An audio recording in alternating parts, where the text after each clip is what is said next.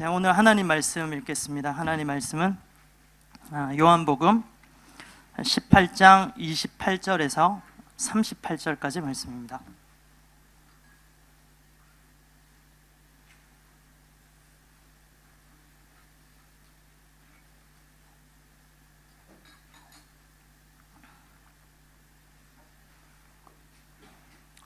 요한복음 18장 28절에서 오늘 38절까지 저와 한 절씩 교독하겠습니다. 그들이 예수를 가야바에게서 관정으로 끌고 가니 새벽이라. 그들은 더럽힘을 받지 아니하고 유월절 잔치를 먹고자 하여 관정에 들어가지 아니하더라.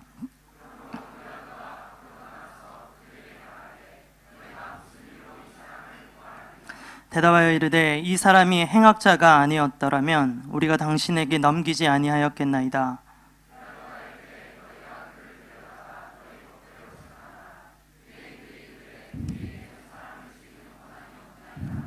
이는 예수께서 자기가 어떠한 죽음으로 죽을 것을 가리켜 하신 말씀을 응하게 하려 함이러라.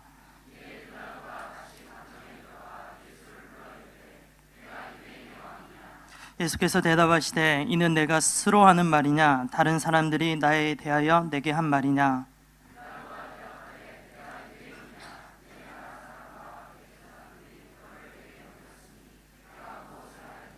예수께서 대답하시되 내 나라는 이 세상에 속한 것이 아니니라. 만일 내 나라가 이 세상에 속한 것이었더라면 내 종들이 싸워 나로 유대인들에게 넘겨지지 않게 하였으리라. 이제 내 나라는 여기에 속한 것이 아니니라.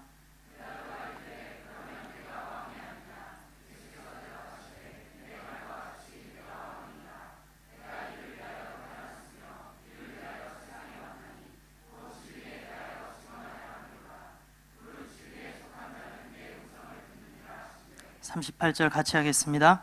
빌라도가 이르되 진리가 무엇이냐 하더라. 이 말을 하고 다시 유대인들에게 나가서 이르되 나는 그에게서 아무 죄도 찾지 못하였노라. 아멘. 이 말씀으로 하나님 말씀을 선포하도록 하겠습니다. 본문을 읽으시면서 성도님들 이상하네 이런 생각들을 하신 분들도 있을 것 같습니다. 오늘 주보에 보시면 32절까지죠. 본문이 32절까지인데 왜 38절까지 읽었냐? 계속해서 저희들은 요한복음 말씀을 강해로 이렇게 듣고 있습니다. 목사님이 부재 중이실 때도 이 요한복음의 강해의 흐름이 끊기지 않도록 우리 부사역자들이 계속해서 동일한 본문에 이미 계획했던 그 설교 제목을 가지고 계속해서 저희들이 말씀을 정하고 있습니다. 오늘 본문이 32절까지인데요. 제가 착각을 해서 38절까지 말씀을 묵상하고 이 자리에 선 겁니다. 오늘 아침에 알고 깜짝 놀랐어요. 죄송합니다.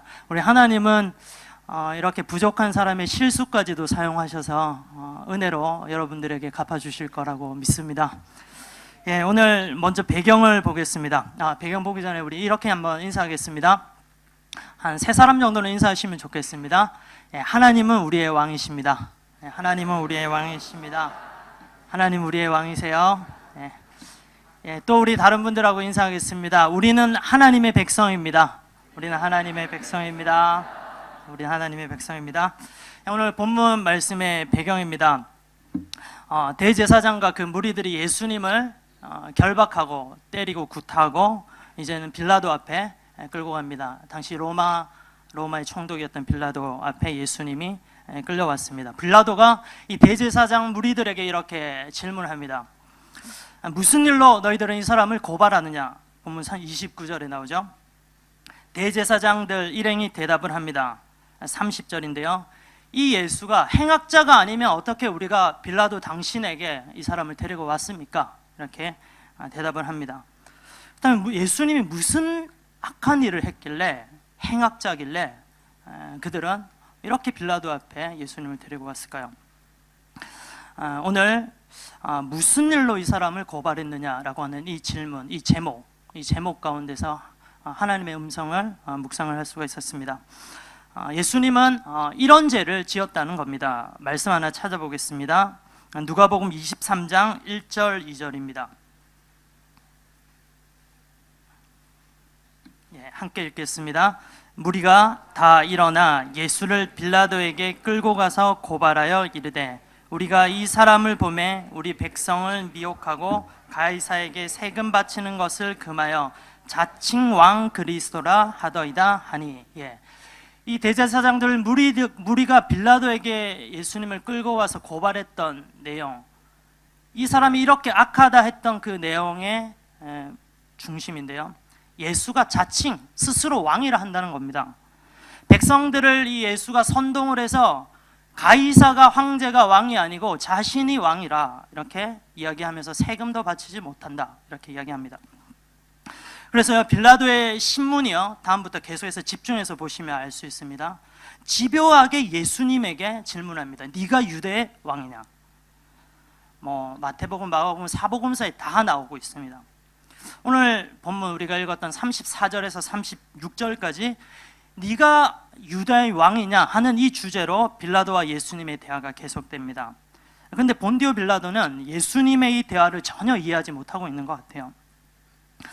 유진 피터슨이 쓴 메시지 성경을 참고로 했는데 37절 이 대화가 왔다 갔다 하는 중에 빌라도가 너무 답답해서 이렇게 이야기합니다. 그러니까 네가 유대의 왕이냐 아니냐 그걸 말해라, 이런 뉘앙스예요. 이런 뉘앙스로 예수님이 대답을 하시죠. 내가 왕이다. 내가 왕이 맞다. 오늘 말씀의 포인트는 누가 진정한 왕이냐 하는 이 싸움에 관해서입니다. 가이사라고 불리었던 당시의 로마의 황제가 진정한 왕인가, 아니면 예수님이 왕인가? 빌라도가 집요하게 네가 왕이라고 신문을 한 것은요, 로마에는 오직 가이사라고 하는 그 황제밖에 진정한 왕이 없었기 때문입니다. 근데 예수님이 본인이 자칭 왕이라고 하니까 이것은 로마 법으로도 간주하고 자기가 알고 있는 상식적인 범위에서도 이거는 로마에 반하는 가장 큰 반역죄인 거예요. 그래서 집요하게 이런 네가 왕이냐 질문을 계속 하고 있습니다. 나중에 빌라도가 스스로 판단합니다. 이 예수라고 하는 사람은 자기가 스스로 왕이라고 했지만 로마의 반역죄에 해당하는 죄는 아니다. 그러면서 예수님을 놓아주려고 했을 때 유대인들의 반응을 한번 보면 좋겠습니다. 요한복음 19장 12절인데요, 한번 찾아보겠습니다. 같이 읽겠습니다.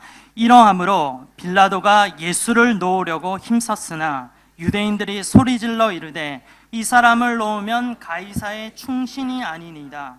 무릇 자기를 왕이라 하는 자는 가이사를 반역하는 것이니이다. 가이사의 충신이 아니다. 무릇 자기를 왕이라 하는 사람은 가이사를 반역하는 것이다. 백성들이, 대제사장들이 이런 제목을 가지고 예수님을 이 사람은 정말로 악한 사람이다 그러고 로마의 빌라도 앞에 데려온 겁니다. 성경에 전체적으로 흐르고 있는 관점인데요, 누가 진정한 왕인가, 이거를 찾는 것이 바로 성경의 관점입니다. 우리는 잘 압니다. 우리의 진정한 왕은 창조주 하나님이 왕이시고요, 우리 구주 예수 그리스도가 왕이십니다.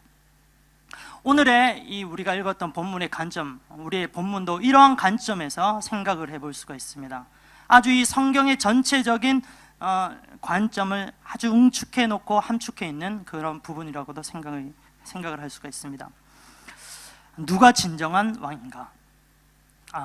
이 부분에 대해서 구체적으로 오늘 세 가지 포인트로 하나님 말씀을 살펴보겠습니다. 첫 번째인데요, 세상왕은 진정한 왕이 아닙니다. 세상왕은 절대 섬겨서는 안 되는 존재입니다.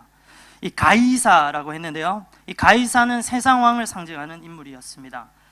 가이사라고 하는 것은 로마 황제를 칭호하는, 자칭하는 그런 칭호지요. 로마 역사를 배울 때 우리가 많이 들어봤던 이름인데요, 가이우스 율리우스 카이사르라고 들어보셨나요? 들어보셨죠? 율리우스 카이사르, 영어로는 시저라고도 합니다. 이 가이사라고 하는 사람은 우리 선조들이, 우리 선배들이 성경을 번역할 때 카이사르를 가이사로 번역을 했습니다. 이 율리우스 카이사르는 BC 100년도에 태어나서 BC 44년에 죽었습니다. 이 카이사르라고 하는 이 인물이 참 매력적인 인물입니다. 제가 군대에 있을 때 시오노 나나미의 그 역작이죠, 로마인 이야기 시리즈를 읽었는데요, 너무 재밌는 거예요. 특별히 이 율리우스 카이사르 시저, 이 인물이 나오는 부분이 너무 재밌어서 흠뻑 빠져 있었던 적이 있었습니다. 사람들은 영웅을 좋아해요. 카이사르는 영웅이었습니다. 저 역시도 이 카이사르를 좋아하게 됐습니다. 이 세상왕을 상징하는 이 황제 카이사르가 어떤 사람이었느냐 하면요, 정말로 멋져 보이는 사람, 힘 있는 사람, 대단한 사람이었습니다. 그는 먼저 명석한 두뇌를 가지고 있었고요, 판단력을 가지고 있었습니다. 굉장히 머리가 좋았습니다. 그리고 또 어떠한 냉랭한 마음을 가지고 있는 사람이라도 이 가이사 앞에서 웅변을 한번 듣게 되면요, 모든 사람들이 가이사에게 마음을 빼앗기게 되었습니다. 웅변력과 설득력이 대단했습니다. 그리고 뛰어난 리더십을 보이고요, 이 로마의 그 군인들을 한순간에 다 휘어잡는 그런 카리스마도 가지고 있었습니다. 그리고 또 타의 추종을 불허하는 전투력을 가지고 있었어요. 또 패션 센스도 엄청났습니다. 옷을 사는데 많은 돈을 투자했고요, 또 여자들에게 보석 같은 이런 좋은 값진 것들을 주는 데를 아끼지 않았다고 합니다. 그리고 또 엔터테인먼트 기질도 뛰어났습니다. 백성들이 이 시점에 이러한 즐거움을 원한다라는 것을 잘 파악을 해서요, 자선으로 글래디에이터, 검투사 시합도 열었고요, 사냥 경기도 열고 그렇게 했었습니다. 백성들에게 완전 인기가 짱이었습니다. 백성들의 기쁨을 준 사람, 이 영웅 율리우스 카이사르. 이 카이사르는 훌륭한 또 정치인이기도 했습니다. 로마 국내 정치를 이 사람이 삼두 정치라고 해서 자기 카이사르와 폼페이우스와 크라수스와 함께 로마의 정치를 잘 안정으로 이끌었고요. 그리고 또 국외적으로 나라 밖으로도 로마 제국의 서부 영토, 그러니까 지금 서유럽 갈리아 지방이라고 하는데 프랑스나 독일 같은 지방까지도 이 가이사르가 총독이 되었을 때 다 확장했던 영역이었습니다. 정말로 8년 동안 갈리아 지방에서 있으면서 뛰어난 전투력으로, 뛰어난 리더십으로, 군사력으로 그 지방에 있는 모든 갈리아인과 게르만족을 다 평정했었던 영웅이었습니다. 사람들은요, 이런 실력이 출중한, 힘이 뛰어난 영웅 같은 가이사를 따르고 싶어요. 왜? 내가 이 사람을 따르면 이 사람이 나를 지켜줄 거니까. 내가 이 사람을 따르면 이 사람처럼 성공할 수 있으니까. 그래서요, 나의 모든 힘을 다해서 당신에게, 당신 영웅, 당신 황제에게 충성을 하겠습니다. 이렇게 따라왔다는 겁니다. 혹시 루비콘 강을 건너다라는 이런 표현을 들어보신 적 있어요? 예, 들어보셨죠? 확고한 결단을 내리고 내가 절대 앞으로는 되돌아갈 수 없는 선택을 하고 그 선택을 한 것을 밀고 나갈 때 이런 표현을 씁니다. 루비콘 강을 건너다. 예, 이 루비콘 강을 건너다라는 표현의 이야기의 주인공은 사실 이 율리우스 카이사르입니다. 카이사르가 8년간 갈리아 지방에서 총독으로 있었다고 했죠. 그때 너무너무 뛰어난 활약들을 했기 때문에 승승장구하는 겁니다. 이 승승장구하는 카이사르를 많은 사람들이 시기했어요. 특별히 로마의 원로원들, 이 폼페이우스 장군과 함께 이 가이사르를 시기했던 사람들이 가이사르에게 이렇게 명령을 내립니다. 당장 그 갈리아 지방에서 무장 해제하고 군사들을 내려놓고 로마로 돌아오라는 겁니다. 왜요? 로마로 돌아오면 여러 가지 구실을 씌워서 그를 죽이려고 하는 그런 계획이었습니다. 머리가 좋은 이 카이사르가 이런 수법에 당할 리가 없죠. 그래서 카이사르는요, 군대를 해체하지 않고 자기의 군대를 이끌고 남하합니다. 로마 본국으로 계속해서 진격을 하는 겁니다. 정말로 마지막까지 왔어요. 이 루비콘 강까지 로마 군대를 해체하지 않고 왔습니다. 그런데 그때 로마의 국법에 이런 엄청난 이런 국법이 있었습니다. 그 누구도 어떤 사람도 무력, 이 군대를 이끌고 로마 지역에, 로마라고 하는 나라의 그 경계선이 되는 루비콘 강을 건널 수는 없다. 루비콘 강을 무력으로 건너면 이 사람은 반역죄다라고 하는 그런 법이 있었습니다. 가이사르는 자기는 무력을 이끌고 내려오고 싶겠죠. 자기는 정말로 그렇게 하고 싶어요. 그게 자기가 사는 길이기 때문에. 그런데요, 지금까지 갈리아 지방에서 로마 나라를 위해서 충성하면서 싸웠던 부하들이 문제인 거예요. 부하들은 지금까지는 나라를 위해서 충성해서 지금까지 이렇게 열심히 싸웠는데 나는 당신에게 충성한 것이 아니다는 겁니다. 그런데 가이사르가요, 이 루비콘 강에서 이 많은 부하들을 놓고 그들에게 연설을 합니다. 나를 믿어라. 내가 가진 힘으로 너희를 지켜줄게. 너희들에게 가장 좋은 삶을 내가 보장할게. 너희들이 성공하는 출세가도를 내가 책임진다. 나를 믿고 따라라. 너희들의 목숨을 바치라는 겁니다. 그래서 가이사르가 이렇게 말합니다. 주사위는 던져졌다. 나와 함께 루비콘 강을 건너자. 이 루비콘 강의 연설이 얼마나 그 감동이 있고요, 설득력이 있었고 강력했냐면 산전수전 다 겪었던 로마 군인들이, 이해관계에 머리가 핑핑 돌아가는 그 로마 군인들이요, 가이사르에게 자신의 목숨을 바치겠다는 겁니다. 결단합니다. 나는 당신과 함께 갑니다. 당신과 함께 죽어도 좋습니다. 그러면서 루비콘 강을 건너고요, 이 로마 원로원을 정복을 합니다. 그리고 나서 가이사르가 결국 로마에서 황제의 전신인, 황제가 되기 직전인 이 전신이 되는 종신 독재관에 임명을 받습니다. 이 무슨 의미입니까? 가이사르, 황제에게 목숨을 걸었다라고 하는 말은 당신이 왕입니다. 나는 당신의 백성입니다.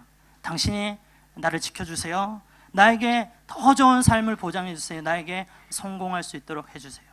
그래서 나는 기꺼이 당신에게, 이런 강력한 힘이 있는 황제, 당신에게 내 생명을, 내 주권을 내어드립니다. 이런 말입니다. 가이사, 로마 황제는요, 이런 강력한 힘을 가진 세상 사람을 상징을 합니다. 성경에도 이런 왕들의 이야기가 나옵니다. 창세기에 가인이라고 하는 인물이 나옵니다. 이런 종류의 세상 왕이었습니다. 또 애굽의 바로라고 하는 왕, 그리고 또 바벨론의 느부갓네살 왕들, 이런 가이사와 같은 세상 왕을 상징하고 있는 왕들입니다. 백성들은 이런 강력한 힘을 가진 세상의 왕들 아래에서 살기를 원했어요. 이것이 백성들이 원했던 꿈이었습니다. 그러나 성경은 다르게 말합니다. 백성들아, 이 세상에 힘 있어 보이는 왕들을 찾지 말라. 그들을 의지해서는 안 된다. 하나님이 반복해서 말씀하십니다. 왜요? 이 세상 왕은 지금 당장에는 너희를 지켜줄 수 있는 것 같지만 궁극적으로 결국에는 너희들을 지켜주지 못한다. 너희들을 배반할 거다. 오직 너희를 지켜줄 수 있는 유일한 왕, 절대 변하지 않는 왕은 여호와 하나님밖에 없다. 하나님께서 분명히 계속해서 말씀하십니다. 사사시대 말기에 백성들이 우리들도 세상 사람들처럼 세상의 왕들을 주세요. 하나님께 간구합니다. 한번 이 부분을 저희들 읽어보겠습니다. 사무엘상 8장 5절입니다. 사무엘상 8장 5절 같이 읽겠습니다. 자, 시작. 그에게 이르되 보소서, 당신은 늙고 당신의 아들들은 당신의 행위를 따르지 아니하니 모든 나라와 같이 우리에게 왕을 세워 우리를 다스리게 하소서 한지라. 여기에서 그라고 하는 사람은 사사시대 말기 사무엘을 이야기합니다. 사무엘에게 우리도 세상 나라처럼, 세상 나라와 같이 우리에게도 강력한 왕을 세워서 우리를 좀 다스리게 해달라. 하나님의 백성들이 이런 주장을 하고 있는 겁니다. 이런 부탁을 하고 있는 겁니다. 하나님의 백성들이 보기에는요, 세상 사람들이 너무 부러워 보여요. 너무 행복해 보이는 겁니다. 저렇게 강력한 직접적인 눈에 보이는 힘을 가지고 있는 왕 아래 사는 백성들은 진짜 행복하겠다. 인생이 너무너무 즐거워 보인다. 저런 왕과 함께라면 반드시 나를 지켜주겠지, 무서워할 필요도 없겠지, 우리를 사랑해 주겠지 생각합니다. 그렇지만 하나님이요, 분명히 말씀하시죠. 세상 왕과 함께하는 것이 행복한 것이 아니다. 너희들 그렇게 보이지만 절대 그렇지가 않다. 사무엘상, 방금 우리가 읽었던 그 이후의 말씀을 보면요, 하나님께서 이렇게 말씀하십니다. 사무엘상 8장 10절에서 19절까지인데 찾으시는 분은 눈으로 한번 보세요. 세상 왕은 너희를 종으로 삼을 것이다. 하나님께서 말씀하십니다. 너희의 자녀들을 가지고 왕의 말들을 관리하게 하고 왕의 밭을 갈게 하고 또 요리를 만들게 하고 또 자신의 재산을 관리하게 하고 또 백성들의, 너희들의 재산의 10분의 1을 강탈할 것이고 너희 자녀들 중에 잘생기고 이쁘고 기술이 뛰어난 특출한 자들이 있다면 다 자신의 신하로 만들어 버릴 거다. 자신의 종으로 만들어 버릴 거다 이야기합니다. 아마 사무엘상 8장 17절인데요. 이 부분 우리가 함께 읽어보겠습니다. 8장 17절입니다. 시작. 너희의 양떼의 10분의 1을 거두어 가리니 너희가 그의 종이 될 것이다. 너희가 그의 종이 될 것이다. 너희 하나님 백성들이 세상 왕의 종이 될 것이다. 이렇게 하나님 말씀하시는데도요, 그래도 이스라엘 백성들은 꾸역꾸역 세상 왕이 좋다는 겁니다. 나는 세상 왕에게 이렇게 종이 되어도 된다. 우리에게 왕을 주십시오. 이렇게 받아들인 세상 왕의 특징 두 가지를 말씀드리겠습니다. 첫 번째 특징은 세상 왕은 자신들의 백성을 인격체로 대우하지 않습니다. 세상 왕의 관심사는 항상 자기입니다. 자기 자신이에요. 백성이 왕의 존재를 위해서 존재하는 종들인 겁니다. 너희들이 존재하는 것은 바로 왕인 내가 존재하기 위해서 너희들이 있는 거야, 이렇게 이야기합니다. 자신의 유익을 위해서는 이 종들을 가차없이 죽이기도 해요. 종의 모습, 백성들의 목숨을 파리의 목숨처럼 대합니다. 어느 공직자가 이런 정신없는 말을 했죠. 몇 년 전에 이런 발언을 해서 너무나도 큰 물의를 일으켰습니다. 민중은 개, 돼지 같다. 이런 발언을 한 사람이 있습니다. 개, 돼지는 어떻습니까? 인격이 없어요. 주인은 종을 인격으로 간주하지 않습니다. 마치 이런 개, 돼지처럼 물건처럼 간주합니다. 편하게 쓰다가 자기가 사용하다가 사용 가치가 떨어지면 언제든지 쉽게 버릴 수 있는 그런 종. 고대시대 병든 노예, 종들 버리거나 죽이는 거나 해도 전혀 괜찮았어요. 아무 문제도 안 됐습니다. 세상 왕이요, 자기를 섬기는 백성들을 이렇게 종처럼 인격체로 대하지 않는다는 겁니다. 세상 왕의 두 번째 특징입니다. 이 사람들은 절대 의지할 대상이 안 됩니다. 세상 왕 의지했다가는 정말로 큰 코 다칩니다. 오히려 크게 당하게 됩니다. 이 가이사라고 하면 로마의 황제를 지칭을 하는 말이죠. 그런데 애굽의 황제를 지칭하는 말이 무엇일까요? 바로라고 합니다. 우리가 7, 8월 큐티를 에스겔의 말씀을 큐티를 했습니다. 어제까지 이 말씀을 우리가 읽고 큰 은혜를 받았는데요. 에스겔 29장에서 32장까지 무려 성경의 4장이나 지면을 할애하면서 이 애굽, 이 파라오의 멸망을 예언을 하고 있습니다. 애굽이라고 하면 어떤 나라입니까? 이집트죠. 지금 말하면 이집트인데 지금의 이집트라고 하면 뭐 관광 정도 해서 이제 먹고 사는 그런 후진국 정도의 느낌의 나라인데요. 에스겔 당시의 애굽은 완전히 상황이 틀렸습니다. 인류 역사의 가장 찬란한 문화를 가지고 있었던 나라 애굽입니다. 나일강의 문명의 발상지였습니다. 고대 역사상 한 번도 열국의 패권을 놓쳐본 적이 없는, 잃어본 적이 없는 그런 나라가 애굽이었습니다. 애굽 얼마나 강성했냐면요, 항상 풍부한 양식이 넘쳤습니다. 애굽강, 나일강이요, 범람하는 그런 비옥한 토지로 인하여서 어떤 나라에서 기근이 온다고 해도 애굽에는 기근이 없었습니다. 그래서 우리가 알고 있죠. 아브라함이 기근이 일어났을 때 어디로 갑니까? 애굽으로 가죠. 또 피라미드를 세울 수 있을 정도로 엄청난 기술력을 가지고 있었던 나라입니다.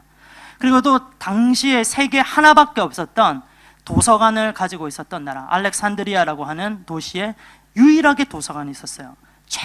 세계 최고의 지성들과 학문을 공부하고 연구했었던 곳이 바로 이 애굽이었습니다. 또 애굽의 군사력이 얼마나 강력했는지요. 애굽은 엄청난 말들을 목축을 하고 또 그런 말들을 훈련시켜서 최고의 화력인 기마병을 언제나 충분하게 넉넉하게 준비했던 나라가 애굽이었습니다.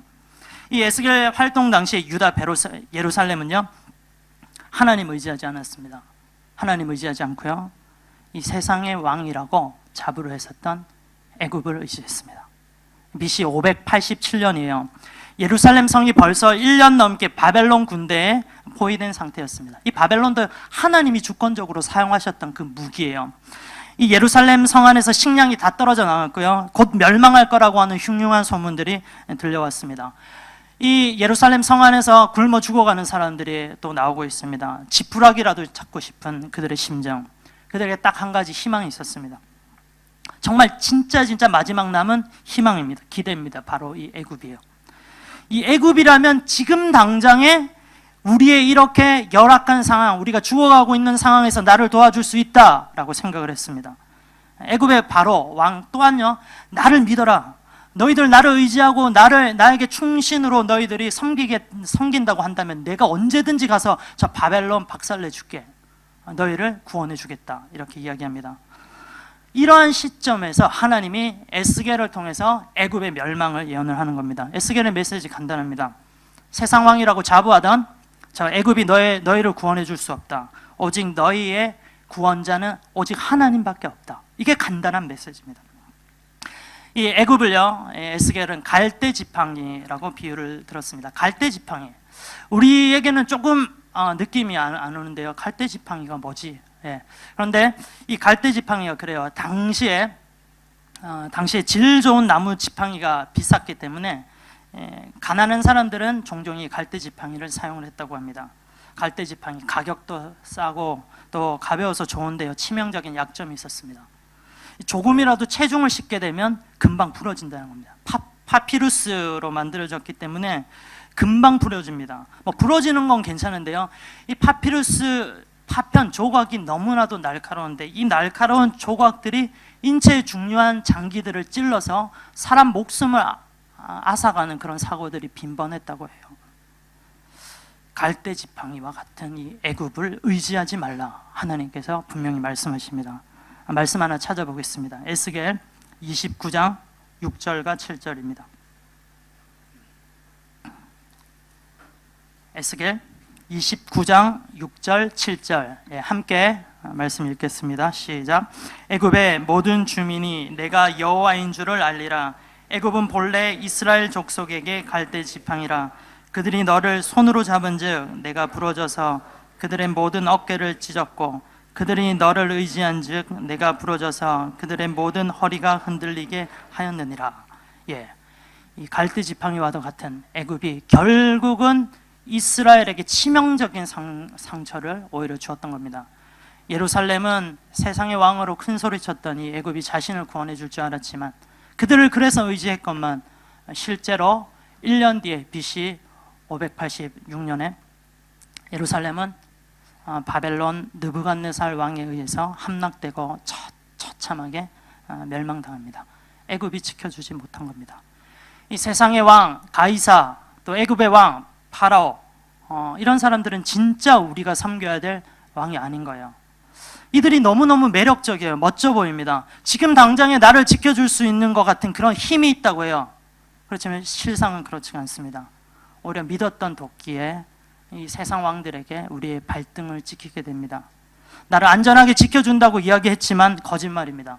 언제든지 우리는 버림받을 수 있는 그런 신뢰하지 못하는 왕이 세상의 왕입니다.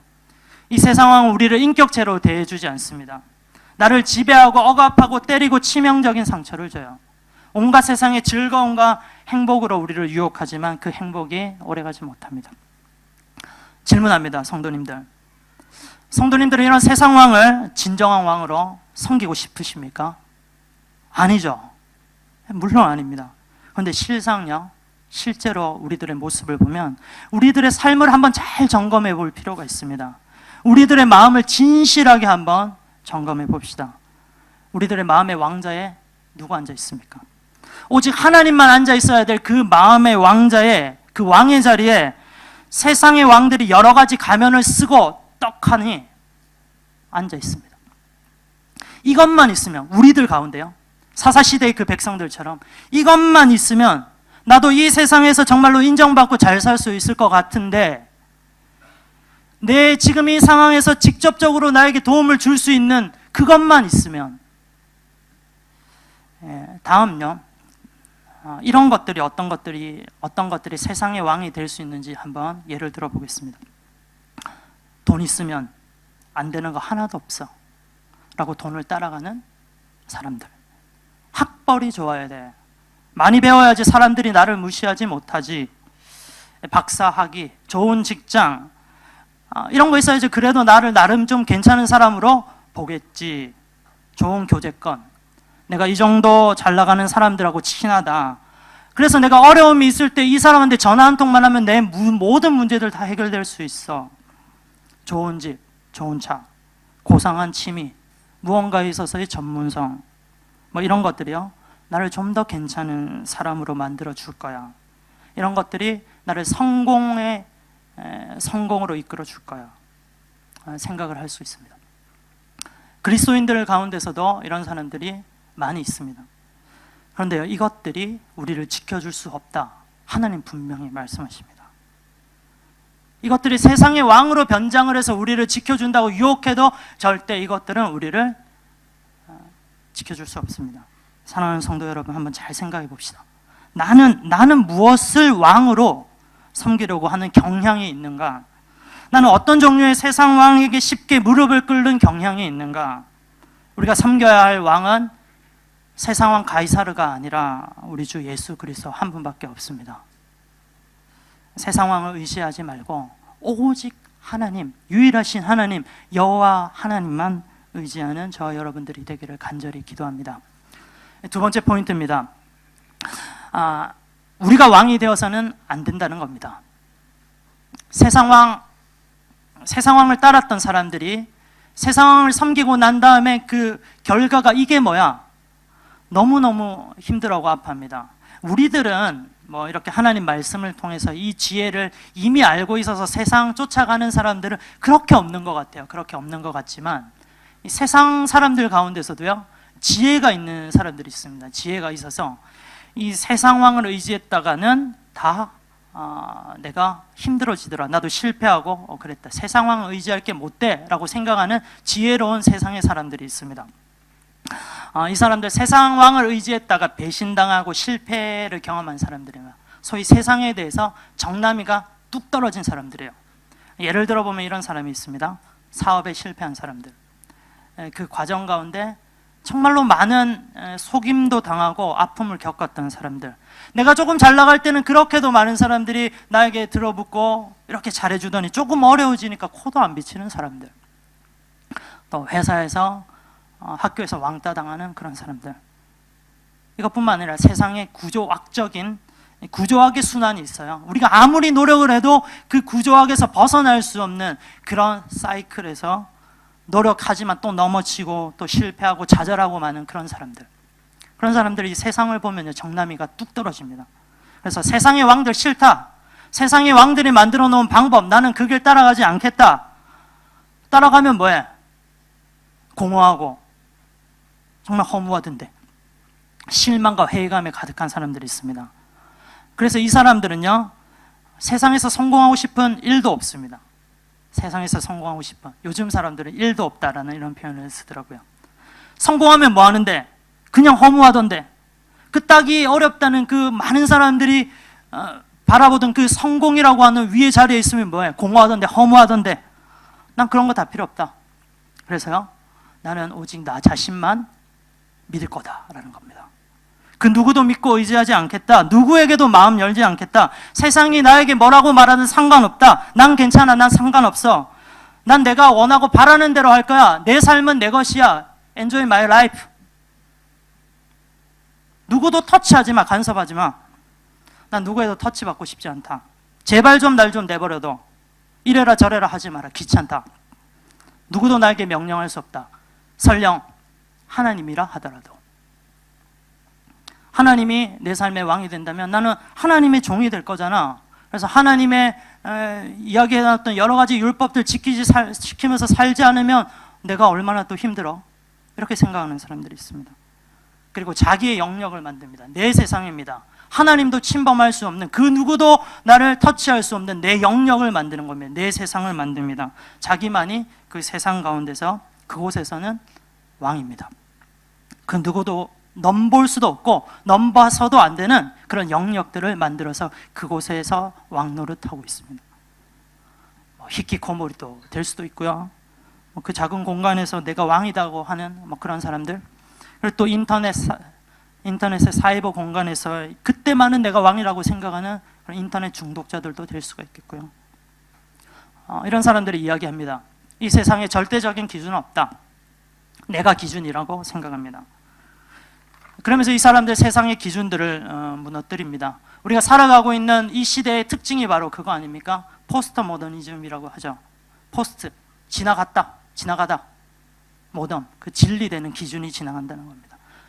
누구든지 절대적인 기준은 없고 내가 내 삶을 즐기고 내가 그 내 삶 가운데서 무언가 가치만 느낀다면 그게 바로 진리다. 나는 그걸 따라가겠다라는 겁니다. 성경에도 이런 사람들이 있습니다. 이런 사람들이 자기가 왕 되려고 했었던 사람들의 이야기가 나옵니다. 말씀을 또 하나 찾아볼게요. 사사기 21장 25절입니다.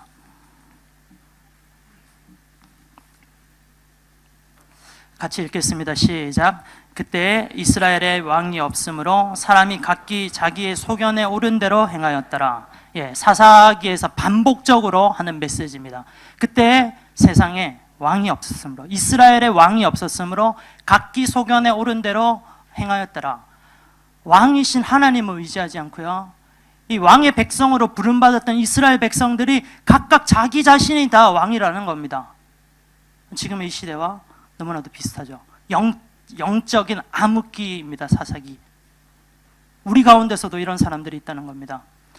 오늘 말씀을 들으시는 성도님들 가운데 제가 첫 번째 포인트를 기억해 보세요. 첫 번째 포인트는 세상의 왕을 우리가 절대 믿어서는 안 된다, 의지해서는 안 된다라는 거였습니다. 여기 대부분 계신 성도님들, 이 세상 왕을 섬기는 분들 없을 거라고 생각을 해요. 그런데요, 진짜 우리가 경계해야 될 부분들은 나는 세상 왕을 섬기지 않겠다, 그렇다고 하나님도 섬기지 않겠다 라고 하는 백성들이 있다는 겁니다. 내가 내 인생의 왕이 되려고 합니다. 내 인생의 주권을 하나님께 내려놓으려고 하지 않습니다. 내 인생의 왕자에 내 자아가 우두커니 서서 앉아 있습니다. 우리 사형리에서도 많이 봤던 그 그림들 기억나시죠? 성경은 그것이 죄라고 합니다. 교만이라고 합니다. 하나님은 교만은 패망의 선봉이라고 이야기하십니다. 혹시 하나님보다 내가 더 앞서서 내가 하나님께도 간섭받기 싫다라고 생각하시는 분들이 계십니까?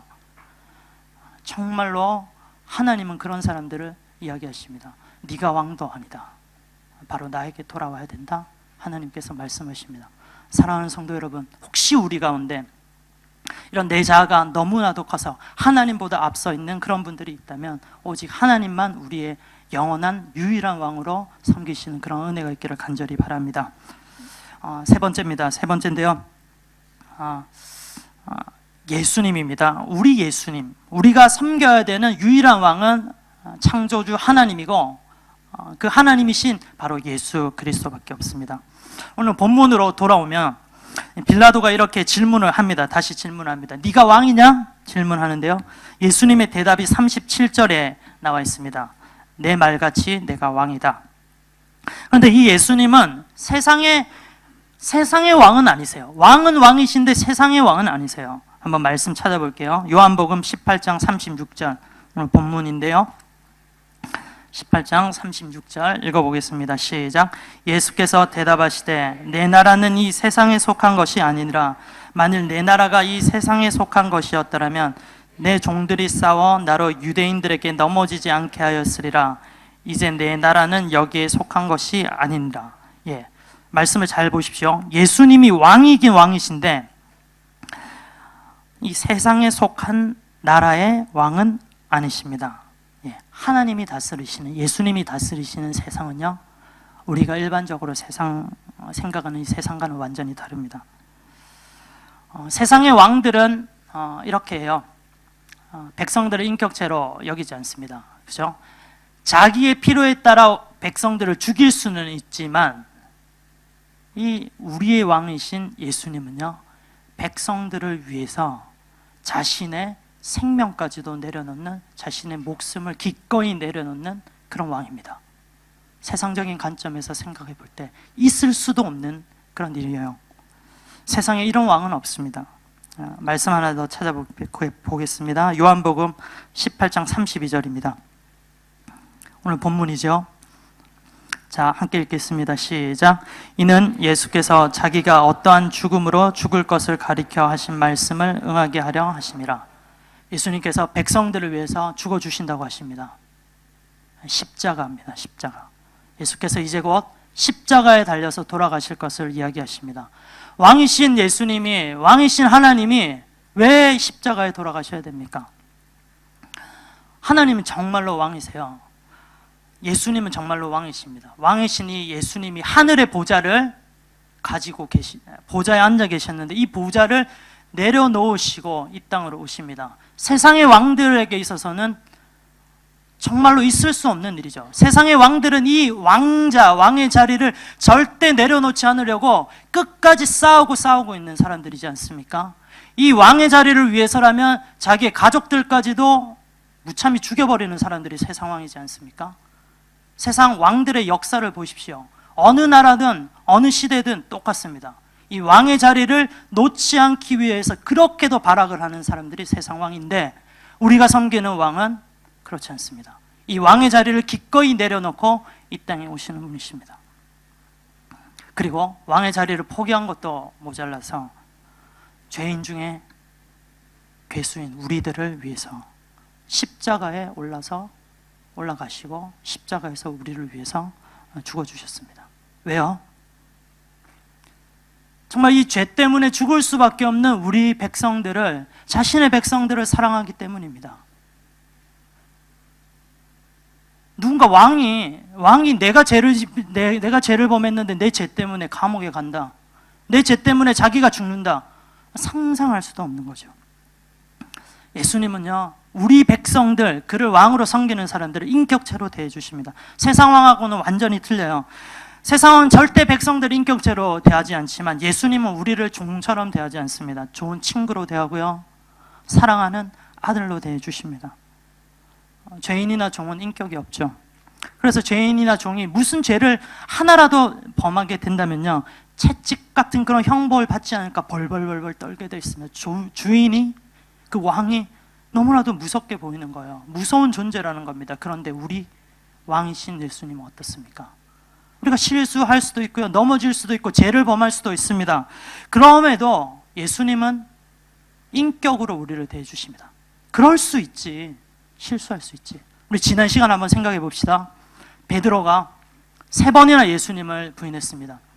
그때 베드로의 심정, 야, 나 같은 이런 죄인도, 정말 나 같은 용서받지 못하는 이런 사람도 괜찮을까? 나 예수님은 나를 용서해 주시지 않을 거야. 난 자격이 없어. 근데 예수님이 베드로에게 다가오셔서 하신 메시지가 괜찮다. 그럴 수도 있지. 내가 십자가를 진 이유가 바로 그거야, 베드로야. 내가 너를 사랑한다. 사랑하기 때문에요, 자신의 목숨까지도 내려놓으신 분이 바로 우리의 왕이신 예수 그리스도십니다. 예수님은 그리고 또 절대 배신하지 않으십니다. 세상 왕하고 완전히 틀립니다. 세상의 왕은 백성들을 쉽게 배신하죠. 오히려 세상의 왕은 그들에게 갈대지팡이가 돼서 치명상을 입힙니다. 예수님을 신뢰하고 예수님을 왕으로 우리는 삼을 때 예수님 우리를 절대 배신하는 분이 아님을 우리는 확신을 해야 되겠습니다. 그런데 간혹 이렇게 질문하는 사람들이 있습니다. 내가 예수님을 왕으로 섬기고 정말로 충성 다해서 섬겼는데 내 삶이 정말로 왜 이래요? 내 삶이 너무 힘들어요. 세상 왕하고 다를 게 없어요. 세상 왕은 이렇게 배신하잖아요. 근데 예수님 섬겼는데 나는 배신감을 느껴요. 예수님을 잘 섬겼더니 세상에서 오는 복은 고사하고 왜 이렇게 환란이 많이 오는지, 사업도 실패하고 아이들은 대학교도 떨어지고 질병에 걸리기도 하고 친했던 사람들하고 관계도 틀어지고 우리 가족들도 뿔뿔이 흩어지고, 목사님, 예수님이 진짜 좋으신 왕이시고 절대 배반하지 않는다고 하는데 그 말씀은 나하고는 좀 적용이 안 되네요. 사실 나 예수님께 좀 불만 가지고 있어요. 필립 얀시의 책 가운데 이런 제목도 있지 않습니까? 하나님 당신께 실망했습니다. 정말로 그 마음 그대로요. 이렇게 생각하는 사람도 있습니다. 세상의 왕들, 세상의 거짓 신들은요, 나에게 충성하면 너희가 원하는 거 좋은 것들 다 줄게, 성경의 가도를 달리게 해줄게, 그래서 복을 줄게, 이렇게 이야기합니다. 그런데요, 우리가 섬기는 왕 대신 하나님은 이 세상 왕하고는 틀립니다. 이 세상의 논리로 다 설명을 할 수가 없습니다. 우리가 살고 있는 이 세상에서요, 예수님을 왕으로 섬기지만 좀 어려울 수 있어요. 그런데 진짜 분명한 것은 이게 바로 확신을 하셔야 되는 부분인데요.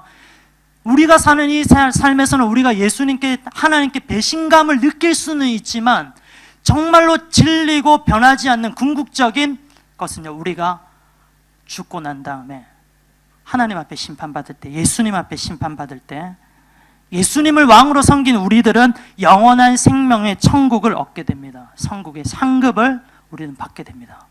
절대 우리를 배반하시는 분이 아니십니다. 정말 이 사실이 분명해요. 세상의 왕들을 섬겨서는 안 되겠습니다. 내가 왕이 될 수도 없습니다. 우리는 정말로 예수님만이 진실한 왕이심을 고백을 해야 되겠습니다. 사랑하는 성도 여러분, 이 사실을 믿으십니까? 저를 한번 따라해 보시면 좋겠습니다. 예수님만이 진정한 왕입니다. 예수님만이 진정한 왕이십니다. 여러분들의 이 고백대로 예수님을 섬겼으면 좋겠습니다. 우리 본문 37절에 보면요, 여러분들이 방금 했었던 이 고백이 정말로 그런데 은혜라는 것을 알 수 있습니다. 본문 37절에 내 말과 같이, 예수님이 하신 말인데요, 내가 왕이다. 내가 이를 위하여서 태어났으니 이를 위하여 세상에 왔으니 곧 진리에 대하여 증언함이로다. 무릇 진리에 속한 자는 내 음성을 듣는다 말씀하십니다. 정말로 간과할 수 없는 한 가지 사실이 있습니다. 방금 우리가 예수님이 진정한 왕입니다 이렇게 고백을 했는데요, 이 고백은 성령의 은혜가 아니면 우리가 알 수도 없고 들었다고 따라할 수도 없고 우리 입으로 고백할 수도 없는 그런 것입니다. 37절 한번 보십시오. 무릇 진리에 속한 자는 내 음성을 듣느니라 하십니다. 진리에 속해야만 예수님이 하신 그 음성을 들을 수가 있어요. 진리의 성령이 아니면 우리는 절대 예수님이 왕이시다, 예수님만 섬기겠다 이렇게 고백할 수가 없습니다. 사랑하는 성도 여러분, 진리의 성령으로, 이 은혜로 내가 세상의 왕을 섬기지 않게 해달라고, 내가 내 자신의 왕이 되어서 마음대로 살아가지 않게 해달라고, 오직 예수님만 왕으로 섬기는 은혜를 달라고 기도하면 좋겠습니다. 마지막으로 성경에 이러한 하나님만 섬기며 왕으로 살아갔던 한 사람을 소개하고 말씀을 마치겠습니다. 바로 세상 왕의 세계에 직접 자기가 몸담고 있으면서 누구보다 왕의 세계를 잘 이해하고 있었던 사람입니다. 다윗 왕이에요. 다윗 왕을 통해서요, 하나님을 왕으로 섬기는 사람의 모습은 이런 것이다, 이런 삶을 살아가는 것이다 라는 것을 이야기하고 싶습니다. 왕의 세상 어떻습니까? 약육강식의 세상입니다. 세상 왕들 무슨 수를 쓰더라도 힘을 기르고 그 힘을 과시하려고 합니다. 그렇게 하지 않으면 실제로 다른 힘 있는 왕에게 잡혀 먹게 될 테니까요. 그런데 다윗 왕은요, 이 세상의 힘을 의지하지 않고 항상 언제나 하나님만 의지했었던 사람입니다. 다윗 왕이 이스라엘을 정복을 하고 이제 나라 확장을 위해서 여러 세상의 왕들과 전쟁을 하고 있었던 때입니다. 소바라고 하는 나라의 왕과 싸워서 이 다윗이 마병을 1700명, 말들을 1700마리를 포로로 잡았고요. 그리고 또 기마병도, 보병을 2만 명을 포로로 잡았습니다. 그때 이 다윗 왕이 정말로 놀라운 일을 하는 겁니다.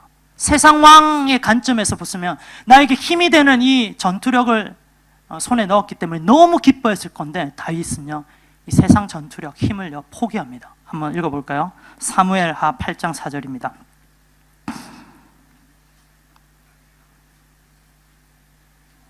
자, 시작. 그에게서 마병 1700명과 보병 2만 명을 사로잡고 병거 100대의 말만 남기고 다윗이 그 외의 병거의 말은 다 팔에 힘줄을 끊었더니, 무슨 말입니까?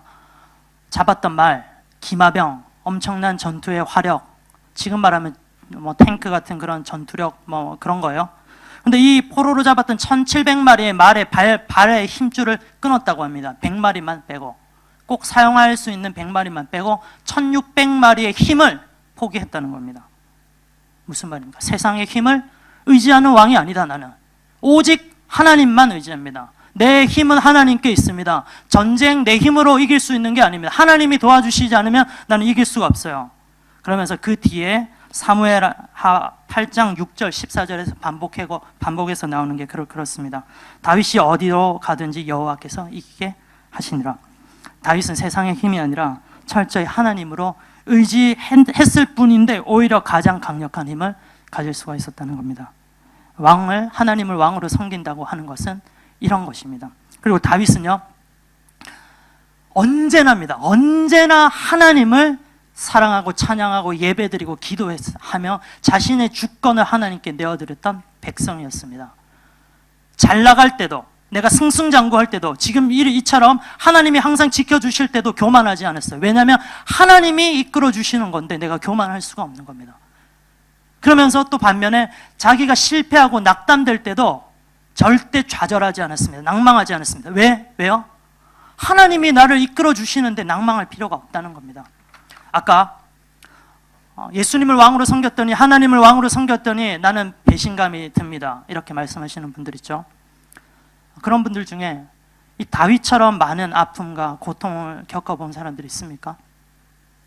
다윗은요, 충성스러운 부하들에게 배신당했고요, 정말 자기가 낳은 아들에게도 배반을 당했습니다. 대적들에게 늘 쫓기는 삶을 살았고요, 늘 생명의 위협 가운데 살았습니다. 자신을 손가락질하고 수군수군 무시하는 그런 비난도 너무나도 많이 들었습니다. 그럼에도 불구하고 다윗은 늘 하나님만 바라봤어요. 늘 하나님만 왕이심을 고백했습니다. 내 삶의 상황, 내가 너무나도 힘들 때라도 나의 주권은 하나님께 있다, 그러면서 하나님께 나와서 기도하고 예배했던 사람이 다윗 왕입니다. 제가 오늘 말씀을 읽으면서 시편 말씀을, 다윗의 말씀들을 쭉 읽어봤습니다. 다윗이 이런 고백을 합니다. 한번 말씀을 찾아볼게요. 시편 5편 2절.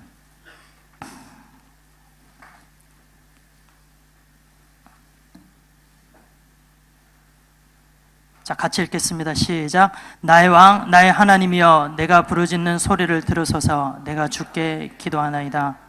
시편 다윗은요, 고난 가운데서도, 그런 가운데서도 하나님을 왕으로 의지했습니다. 억울한 것 있을 때, 호소하고 싶을 때, 번민하고 근심이 있을 때, 사망의 음침한 골짜기에 다닐 때도, 재앙이 몰려올 때도 하나님이 왕됨을 선포했습니다. 비웃음을 당할 때, 누군가로부터 하하 조소를 당할 때도, 죄를 지었을 때도, 넘어졌을 때도 항상 그는 하나님을 왕으로 섬기고 고백하며 자신의 주권을 내려놓았던 사람입니다. 사랑하는 성도 여러분, 우리도요, 이런 다윗 왕처럼 누구보다 세상의 왕의 그 실정을 잘 알고 있는 이 다윗도 세상의 왕들의 힘들을 포기하고 오로지 나에게는 하나님밖에 없다 고백을 했었는데, 이런 다윗의 모습을 여러분들이 가지면 좋겠습니다. 이 다윗 왕은 하나님이 말씀하십니다. 이 다윗은 하나님 나라의 왕의 표본이다. 여러분들도 이런 하나님만 왕으로 섬기는, 언제나 어디서든 여러분들의 주권을 하나님께 내려놓고 십자가 앞에 내려놓고 하나님을 예배하고 찬양하고 기도하는 저와 여러분들 되기를 간절히 기도합니다. 함께 찬양하고 말씀 마치겠습니다. 왕이신 하나님 높임을 받으소서. 찬양하겠습니다. 우리는 정말입니다, 왕이신 하나님만 섬겨야 되겠습니다. 왕이신 예수님만 우리는 섬겨야 되겠어요. 왕이신 하나님 앞에 우리의 모든 주권을 내려놓아야 되겠습니다. 예수 그리스도만이 우리의 유일한 주인입니다. 나의 상황과 형편에 상관없이 매일매일 주님만 찬양하고 영광을 돌려야 되겠습니다. 함께 찬양하겠습니다.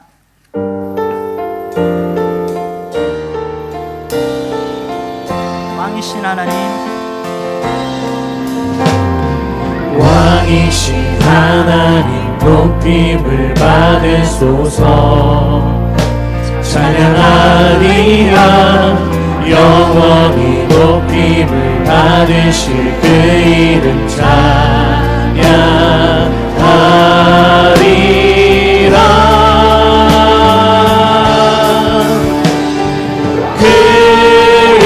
그리스도 진리로 다스리네.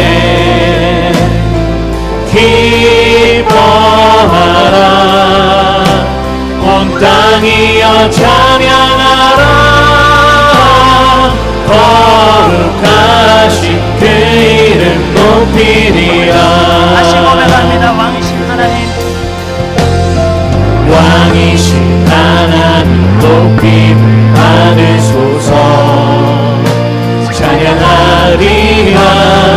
영원히 높임을 받으실 그 이름 찬양하리라.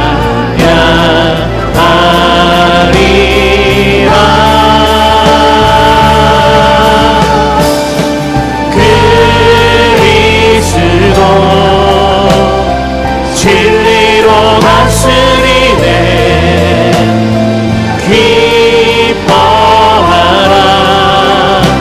온 땅이여 찬양하라. 거룩하신 그 이름 높이리라. 왕이신 하나님 높임을 받으소서. 왕이신 하나님 높임을 받으소서. 찬양하리라. 영원히 높임을 받으실 그 이름 찬양하리라.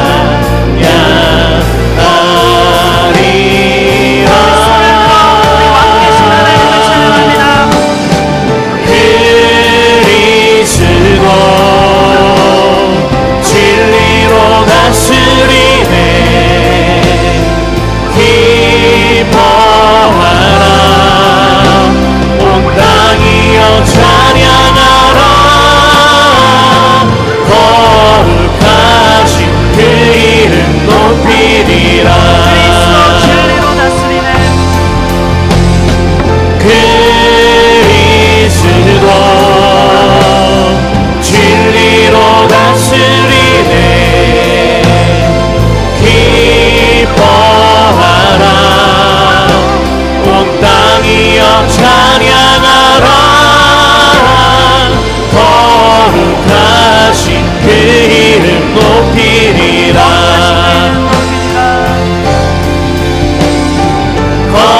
거룩하신 그 이름 높이리라. 기도하겠습니다.